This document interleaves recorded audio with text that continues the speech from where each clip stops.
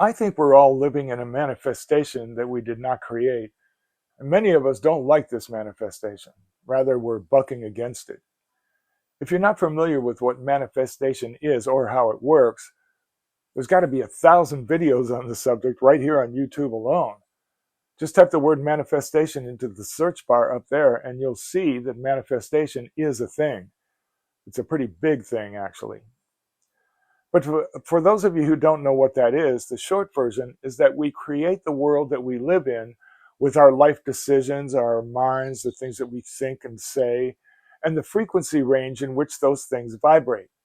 For example, I'll be watching a video and someone says something out loud that I have been thinking about. What that person is saying will actually cause a noticeable reaction in me, sometimes even physically. That reaction is called resonance. I am resonating with that person or that idea because they are operating in the same frequency range as I am. I recognize what they said and I agree on a deeper level. I resonate with it. Let's say in the very next video, someone says something that just rubs me the wrong way. My reaction will be called repelling. Think of two magnets, and I know you've done this experiment before, probably in high school. You position two magnets near one another and they will attract, they will snap together. Now flip one of those magnets over and do the same thing, and you can't force them together. They are repelling each other because they are polar opposites. Vibrational frequency ranges are just like that. Some will resonate together, and others, if they're far enough apart, will repel one another. Now, we all manifest whether we do it consciously or not. We are each exactly where we intended to be. We made a series of choices and decisions. We think things almost all the time and say things, and all of those thoughts and words and decisions and choices cause vibrations in a frequency range. Whether we know it or not, those vibrations are sent out into the universe over our lifetime, and the combination of all of that stuff is mirrored back to us as where we are right now.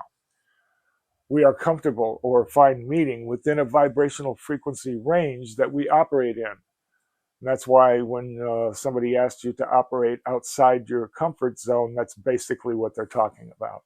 Operate in frequency ranges that you're not familiar with. Think of music being played on a stringed instrument.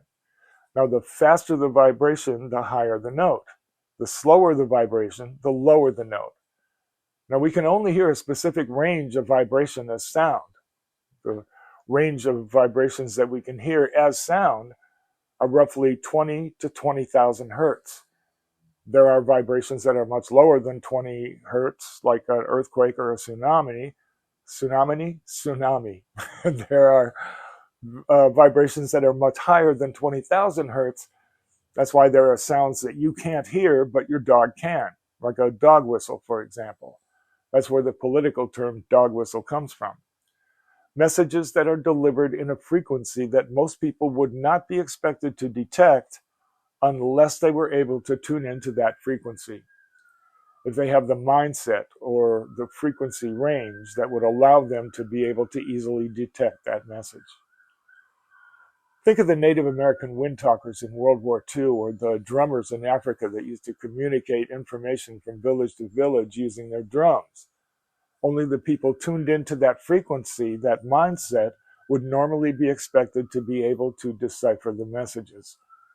Our vibrations, our thoughts, operate in a range just like sound does. Some ranges we resonate with when they are the same as our own or near enough to our own that we can detect them.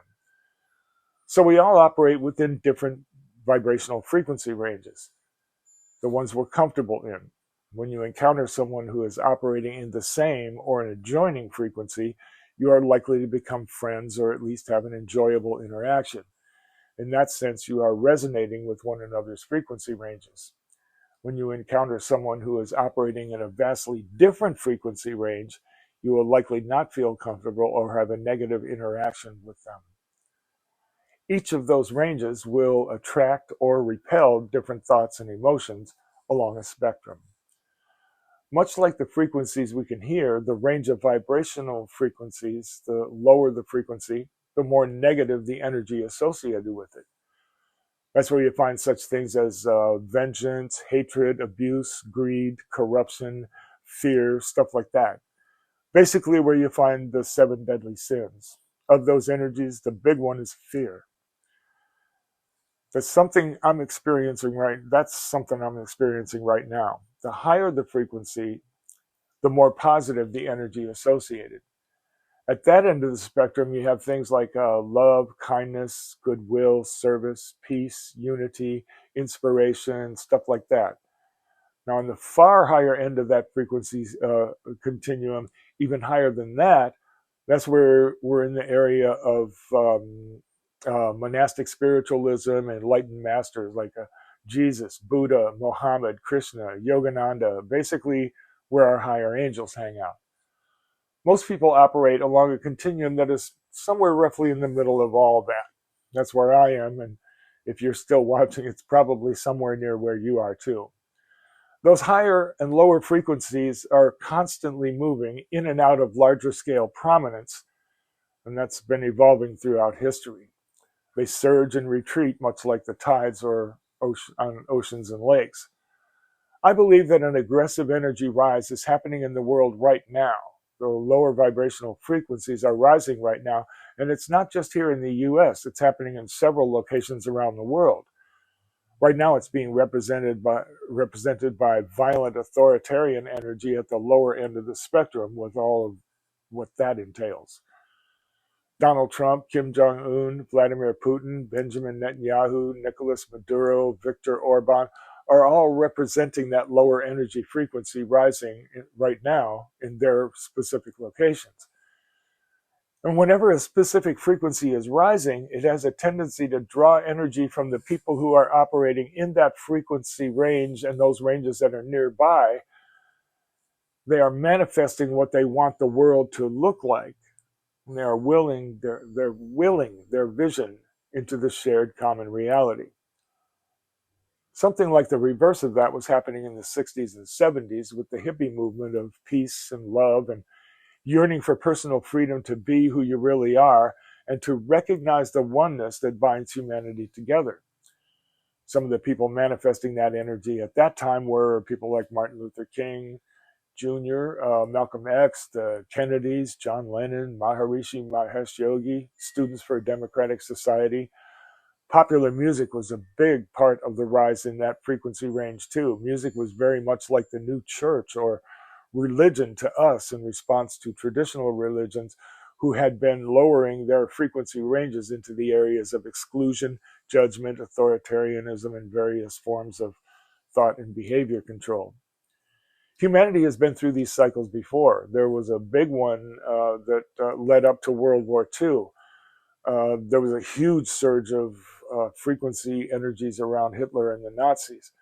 That manifestation was met with the countering energies in the form of many countries recognizing their common interests and aligning their frequency ranges and drawing others into materializing resistance to that lower frequency manifestation. Thankfully, they were rewarded for aligning their higher frequency energies in unison. Another lower frequency rise was happening during the Spanish Inquisition and yet another during the Dark Ages and so on, down through history. Every time there was a surge in lower frequencies, there was also a rise in higher frequencies, and whichever energy was the most powerful at that time would prevail for a while until its counter energies would rise again and move into prominence. Like the Renaissance, that whole slice of time gave us a lot of advancements along the lines of music, arts, theater, literature, sciences, and medicine, all of which operate in higher frequency ranges. We are, after all, living in a duality that is constantly in motion, sometimes in higher frequencies and other times in lower ones. Every time there is a rise in specific energy, it calls out to a rise in energy that repels it. The energies that are currently rising to counter lower frequencies are things like technology, which is transforming medicine, music, arts, information, industry, sciences. And this time, it's happening at an accelerated pace that unfortunately is moving faster than our ability to deal with the moral implications of what this technology presents. A good example is artificial intelligence. Is it stealing from masters of different disciplines? Or is it sharing all that humanity has been able to achieve to advance those disciplines and make those achievements available to everyone for future development? Is it separating us, or is it creating new avenues to understanding oneness and enlightenment? I think that has a lot to do with why this manifestation we're living in right now is so determined to control and even obliterate such things as arts, like literature, like comedians, like history. They're also attacking educational institutions, theater, and free speech. Truth operates at a higher frequency, and it is subsequently a threat to the advancement of lower frequency energies. In order for lower frequencies to take complete control, which they are trying to do right now, they must vanquish the prominence of any frequency ranges that rise to repel it.